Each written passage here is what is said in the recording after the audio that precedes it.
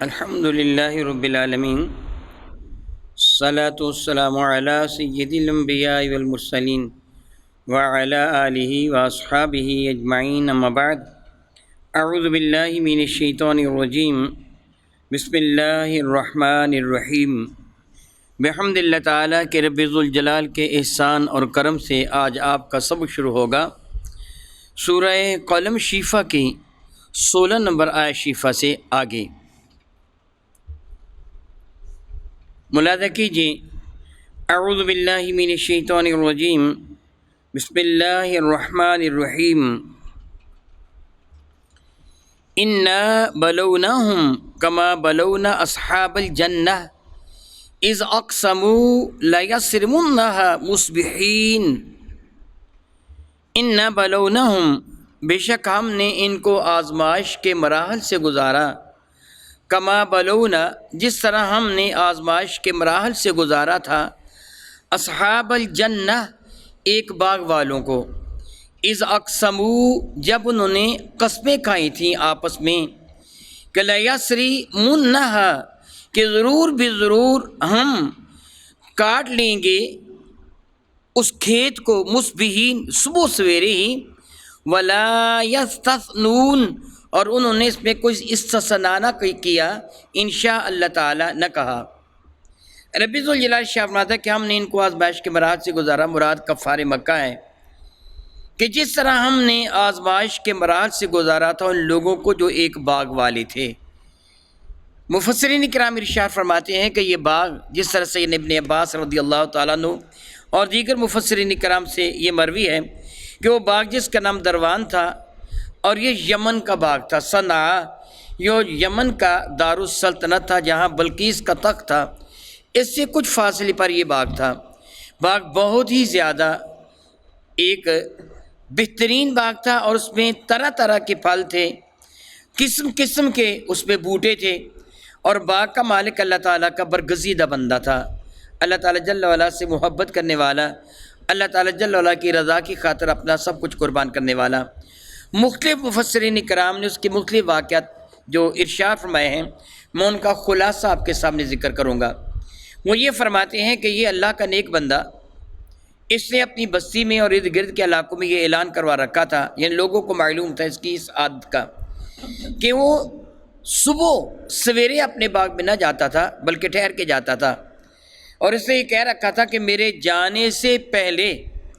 جتنے پھل وہاں گرے ہوئے ہوں گے وہ سارے کے سارے غربا مساکین اٹھا کے لے جائیں، میں ان میں سے کچھ بھی نہیں لوں گا۔ اور یہ خود دیر سے کیوں جاتا تھا کہ کچھ لوگ وہ بہت صبح سویرے اس کے باغ میں پہنچ جاتے، جو پھل رات بھر کے گرے ہوئے ہوتے وہ پھل اٹھا لیتے، اور یہ بھی تو ممکن تھا سارے لوگ ایک طرح کتنے ہوتے، کچھ وہ بھی ہوتے جو زمین سے نہیں اٹھاتے بلکہ درختوں سے توڑ لیتے ہیں، وہ جان بوجھ کر لیٹ جاتا تھا تاکہ اگر کوئی ایسا بھی کر لے تو میری وجہ سے وہ شرمندہ نہ ہو، سے ہچکچاہٹ نہ، کوئی بات نہیں لے جائے۔ اور بعض نے کہا کہ اس کے کھجوروں کے درخت بہت سارے تھے، جو کھجوریں گری ہوئی ہوتی وہ بھی اللہ کی راہ میں دے دیتا، اور نیچے وہ کپڑے بچھاتا اور اوپر سے کھجوریں کاٹ کر نیچے پھینکتے، جو کپڑے کے اوپر کھجور گرتی وہ اس کی ہوتی، جو باہر گر جاتی وہ غریبوں کی ہوتی۔ اسی طرح جب وہ چھانٹتا، اکٹھی کرتا، تو جو دائیں بائیں کھجوریں گر جاتی یا پھل گر جاتے وہ سارے غریبوں کے ہوتے، اور پھر جب وہ ان کو بیچتا وغیرہ تو اس سے بھی اللہ کی راہ میں کچھ نہ کچھ نکالتا، یعنی بہت ہی نیک شخص تھا اور بڑا سخی آدمی تھا۔ اللہ تعالیٰ جل وعلا نے اس کے باغ میں بڑی برکتیں پیدا فرما دی تھی، بہت کچھ اللہ تعالیٰ نے اس کو عطا فرمایا تھا۔ یوں سمجھو اپنے رب کے ساتھ تجارت کر رہا تھا، اور اللہ کے ساتھ تجارت کرنے والا ہمیشہ نفع میں رہتا ہے، کبھی اس کا نقصان نہیں ہوتا۔ پھر اس کے فوت ہو جانے کے بعد اس کے 3 بیٹے اس کے وارث بنے، اس کے باغ کے وارث بنے۔ وہ آپس میں کہنے لگے، معاذ اللہ، جس طرح آج ہماری حالت ہے، ہمارا ابا تو اتنا سمجھدار نہیں تھا، اور اس نے جو کچھ کیا وہ بہت سارا جو پھل تھا وہ غریبوں کو دے دیتا، مسکینوں کو دے دیتا، یتیموں کو دے دیتا، طرح طرح سے، وہ اپنے پاس رکھتا ہی تھوڑا تھا۔ وہ تو ایک تھا نا ہمارا ابا، اب ہم بن گئے ہیں 3، ہر ایک اپنا اپنا گھر ہے، اس ایک گھر کو پالنا تھا، اب ہم نے تینوں گھروں کو پالنا ہے، کتنی دیگر ضروریات بھی ہیں، تو وہ تو 2 وقت کی روٹی تھا کہ وہ کھاتا تھا نا، کچھ دوسری بھی تو ضروریات ہوتی ہیں۔ ہم ایسے کریں گے کہ اب لوگوں کو اگر ہم نے یہ کہا نا کوئی ہمارے باغ میں نہ آئے، تو ہو سکتا ہے پھر بھی لوگ آ جائیں، ہمیں وہ خواہی نہ خواہی کچھ نہ کوئی دینا پڑے۔ رات انہوں نے آپس میں مشورہ کیا کہ کیوں نہ ہو صبح سویرے جب ابھی غریب وہاں پہنچے نہ ہوں گے، ہم وہاں پہنچ جائیں گے اور جا کر وہ سارے کا سارا جو بھی وہاں پھل گرا ہوا ہوگا وہ غریبوں کے آنے سے پہلے پہلے سمیٹ لیں گے۔ اور جب ہم متعدد مرتبہ ایسے کریں گے، روزانہ ایسے کریں گے، غریب خود ہی آنا بند ہو جائیں گے، ہمیں ان کے سامنے اعلان کرنے کی ضرورت نہیں ہوگی۔ یہ وہاں مشورہ انہوں نے کیا۔ ان میں سے جو ایک تھا دانا عقل مند، جس کو قرآن کریم نے اوسط کا جملہ فرمایا ہے۔ اوسط کا معنی درمیانہ ہوتا ہے، اور درمیانہ سے مراد عقل مند بھی ہوتا ہے، جو حد سے تجاوزی کا تھا، لا الہ ہؤلاء ولا الہ ہؤلاء، نہ ادھر بہت زیادہ نہ ادھر بہت زیادہ۔ اللہ تعالیٰ نے میرے کریم آقا کی امت کو، آپ کو امت وسطیٰ فرمایا، وجعلناکم امۃ وسطا، تو ہم نے تم کو درمیانی امت بتایا۔ اور وسط انصاف کو بھی کہتے ہیں کہ میانہ روی کرنے والا، انصاف کا معنی آدھا آدھا کرنا ہوتا ہے۔ تو یعنی لفظ انصاف کیا ہے؟ انصاف کیا، لفظی معنی نصف نصف کرنا، یعنی درمیان میں آدھا آدھا کر دینا، کچھ اسی بنا پر انصاف کہلواتا ہے۔ رب کریم شاعر گرامی قدر فرماتے ہیں کہ ایک نے کہا کہ تم ایسے نہ کرو، جو تم سوچ رہے ہو یہ بری سوچ رہے ہو، جو ابا جان کرتے تھے تم بھی ایسے ہی کرو، مگر وہ نہ مانے۔ اس کو بھی ان کا کہنا ماننا پڑا۔ وہ صبح سویرے جب اپنے باغ کی جانب گئے تو وہاں پھر کیا تھا، وہ باغ تباہ و برباد ہو چکا تھا، ان کی وہ کھیتی اجڑ چکی تھی۔ شاید رات کو آگ کا ایسا وہ گولا آیا جس سے باغ کو جلا کر خاک سیاہ بنا دیا تھا، یا اس کے ٹنڈ ختم ہو گئے تھے، یا وہ رات ہی رات سوکھ گیا تھا۔ بر صبح پہنچے تو حیران ہو گئے، یہ باغ ہمارا کہاں گیا؟ پھر آپس میں کہنے لگے، ہم منہ اندھیرے آئے ہیں نا، ابھی روشنی تو پھیلی نہیں، شاید ہم راہ بھول گئے ہیں، کسی اور طرف چلے گئے ہیں۔ پھر ان میں سے جو وہ درمیانہ تھا اس سے کہنا، میں نے پہلے تمہیں کہا تھا کہ تم یوں نہ کرو، اللہ تعالیٰ ناراض ہو جائے گا۔ پھر انہوں نے سچے دل سے توبہ کی۔ اب آپ سنیں گے تو آپ کو اس کا معنی سمجھ آ جائے گا۔ سنیے، اللہ تعالیٰ فرماتے ہیں کہ ہم نے ان کو آزمائش کے مراحل سے ڈالا، میں سے گزارا، کما بلونا اصحاب الجنہ، جس طرح اس باغ والوں کو ہم نے آزمائش کے مراحل سے گزارا تھا۔ اذ اقسموا، جب وہ آپس میں قسمیں اٹھا رہے تھے، کس بات کی؟ لیسرمنھا مصبحین، ہم صبح جا کر باغ کو پھلوں سے خالی کر دیں گے، کھیت کاٹ لیں گے، ہم وہ سارا پھل جمع کر لیں گے۔ اللہ فرماتا ہے ولا یستثنون، اور انہوں نے انشاء اللہ تعالیٰ تک نہ کہا، یعنی اللہ تعالیٰ جل وعلا کو ساتھ شامل ہی نہیں کیا، جی ہم جائیں گے جا کر کر لیں گے ایسے ایسے۔ اللہ فرماتا فطاف علیہا طائفۃ من ربک، فطاف، طواف کا لفظی معنی ہوتا ہے چکر لگانا، گھومنا۔ حرم کعبہ کے گرد گرد جو گھوما جاتا ہے ہم اس کو طواف کا نام دیتے ہیں۔ فطاف علیہا، اس باغ پر ایک گھوم گیا، چکر لگا گیا، طائفن، ایک چکر لگانے والا، من ربک، آپ کے رب کی جانب سے، وہم نائمون، اس حال میں کہ وہ سوئے ہوئے تھے، یعنی وہ اپنے گھروں میں سوئے ہوئے تھے۔ ادھر اللہ تعالیٰ جل وعلا کی جانب سے ایک چکر لگانے والا چکر لگا گیا، یعنی اللہ کا عذاب اس باغ کے اوپر سے گھوم گیا، آگ آئی اس کو جلا کے چلی گئی، یا اللہ نے کسی فرشتوں کو بھیجا وہ تباہ و برباد کر کے چلا گیا۔ یہ اپنے گھر میں سوئے ہوئے تھے، ان کو پتہ ہی نہیں تھا کہ ہمارا باغ تباہ و برباد ہو چکا ہے۔ فَأَصْبَحَتْ كَالصَّرِيمِ، تو ان کی صبح یوں ہوئی کالصریم، جس طرح وہ ٹکڑے ٹکڑے ہو چکا تھا باغ ان کا، یعنی درخت جو تھے وہ گر چکے تھے، تباہ و برباد ہو چکے تھے، وہ ان کے پھل ٹوٹ پھوٹ چکے تھے، وہ باغ باقی نہ رہ گیا تھا۔ فَتَنَادَوْا مُصْبِحِينَ، فَتَنَادَوْا، پس الندا کی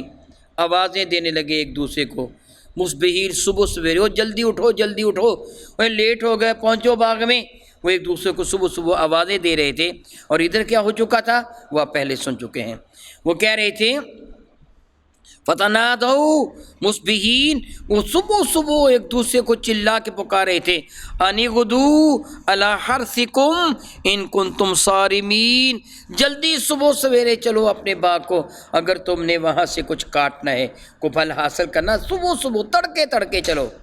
غدن آنے والی صبح کو کہتے ہیں، امسی کل گزشتہ کو کہتے ہیں، الیوم آج کے دن کو کہتے ہیں، وہ غدن آنے والی کل کو، جس طرح وہ دعا مانگتے ہیں وابی سومی غدن نویتو، میں روزے کی نیت کرتا ہوں جو آنے والی کل ہے۔ کہنے لگے صبح صبح تڑکے تڑکے چلو اپنے باغ کو، وہ ایک دوسرے کو بلانے لگے، آوازیں دے دے کر بلایا۔ فانطلقوا وہم یتخافتون، فانطلقوا وہ روانہ ہوئے،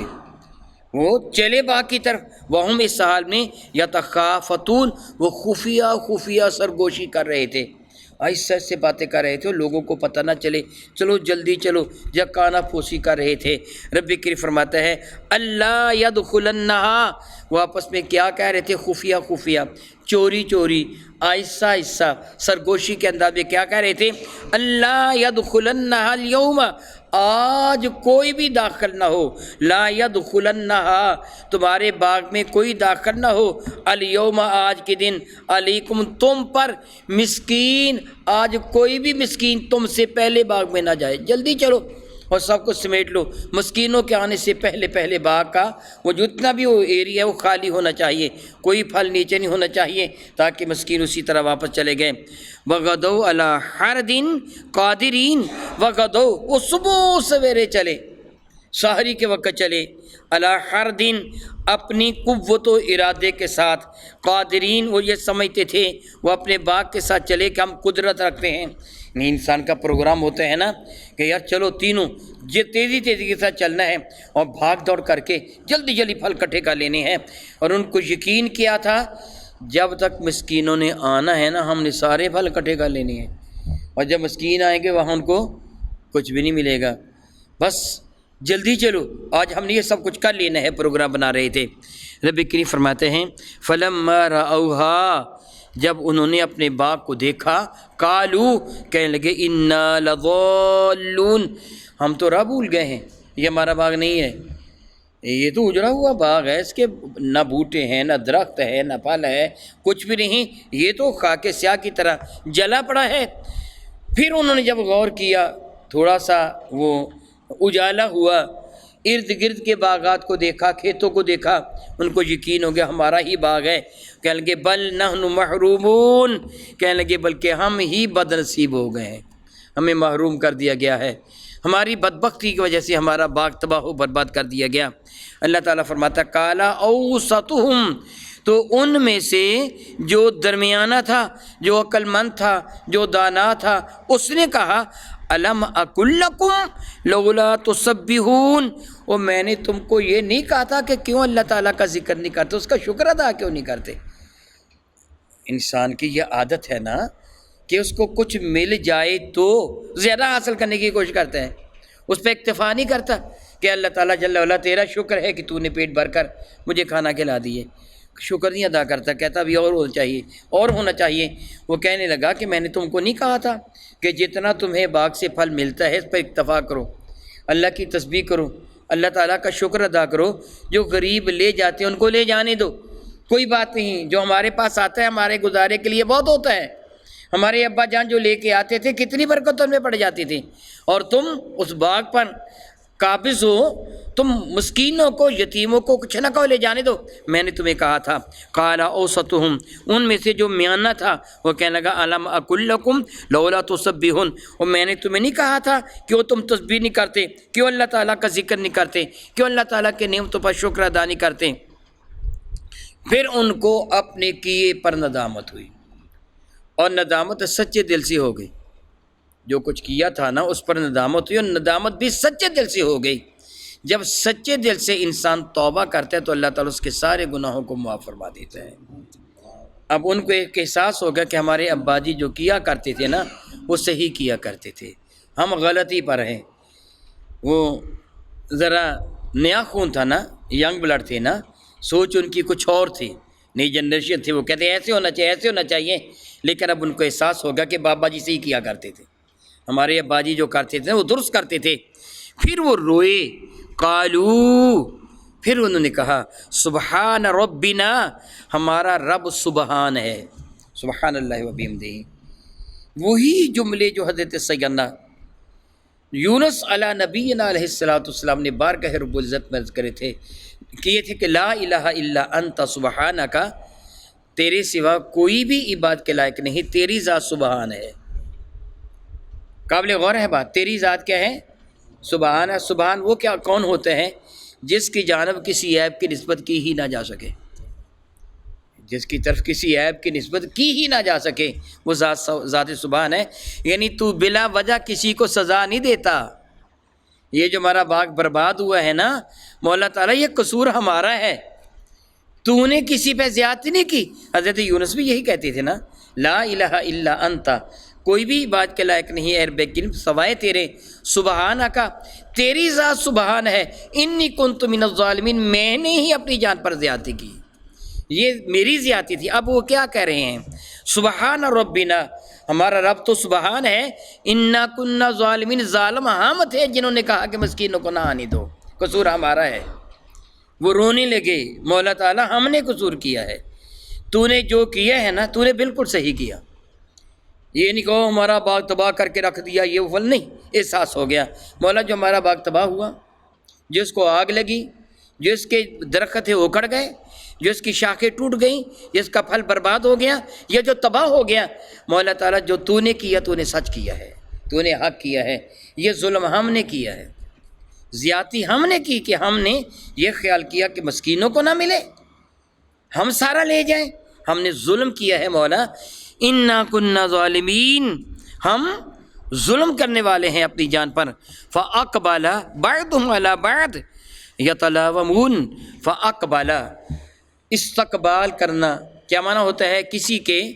مد مقابل جانا، قبلہ جو ہمارے سامنے مقابل ہوتا ہے، اقبال بعضهم علی بعض، وہ ایک دوسرے کے آمنے سامنے ہوئے، یعنی اب وہ باقی جانا متوجہ نہیں ہے، آمنے سامنے کھڑے ہیں، یتلاومون، ایک دوسرے کو ملامت کر رہے تھے، یار بہت برا کیا میں نے بھی، تو نے بھی برا کیا، تو نے بھی برا کیا، میں نے بھی برا کیا، وہ ایک دوسرے کو ملامت کر رہے تھے، ہم نے بہت ظلم کیا، زیادتی کی کہ ہم نے یتیموں کو نہیں دیں گے، مسکینوں کو نہیں دیں گے، جو کچھ ہوا ہمارا قصور ہوا۔ توبہ کا یہی معنی ہوتا ہے کہ بندہ اپنے آپ کو ملامت کرے کہ میں نے گناہ کیا ہے، میں نے جرم کیا ہے، اگر مجھے سزا ملی ہے نا تو میں یہ جرم کی سزا ملی ہے، اے اللہ تو کسی پہ زیادتی نہیں فرماتا، تیری ذات سبحان ہے، یہ مجھے سے گناہ ہوا جس کی سزا مجھے ملی ہے، تیری ذات تو بہت بلند و بالا ہے، تیری تو ذات سبحان ہے۔ وہ آپس میں ایک دوسرے کو ملامت کرنے لگے، قالو، وہ کہنے لگے، یا ویلنا، ہائے ہماری خرابی، ہم برباد ہو گئے، انا کننا طاغین، انا کننا بے شک ہم ہی تھے، طاغین، طغیان،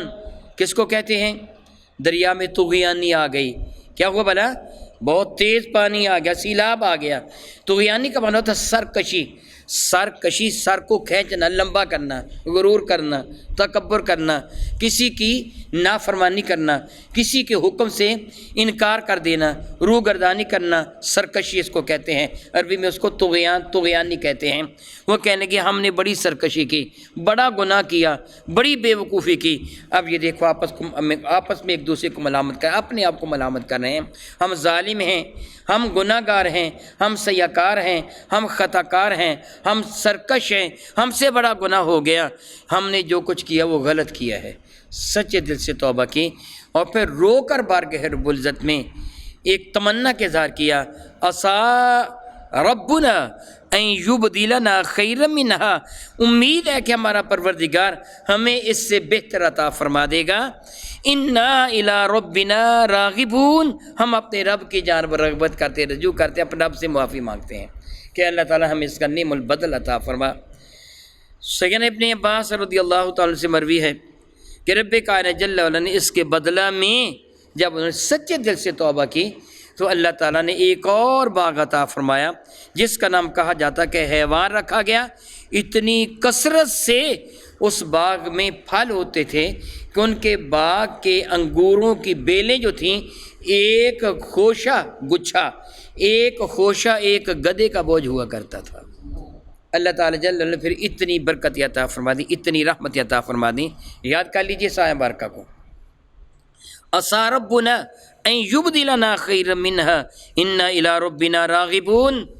سیدہ زاہدہ طیبہ طاہرہ، میری ماں، آپ کی ماں، سب ایمان والوں کی ماں، سیدہ ام سلمہ رضی اللہ تعالی عنہ